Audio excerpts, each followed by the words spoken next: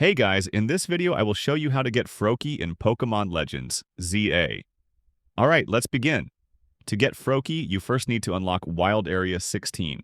Once Area 16 is available on your map, head directly to that location. Froakie does not always appear instantly, so you may need to look around carefully when you enter the area. Froakie can be spotted standing still, usually facing away from you. Catching Froakie requires stealth. You must approach it from behind while it is not looking in your direction. If Froakie spots you, it will immediately run away, and you will lose the chance to catch it. Move slowly and only advance when Froakie is facing the opposite direction. Stay crouched and use the environment for cover.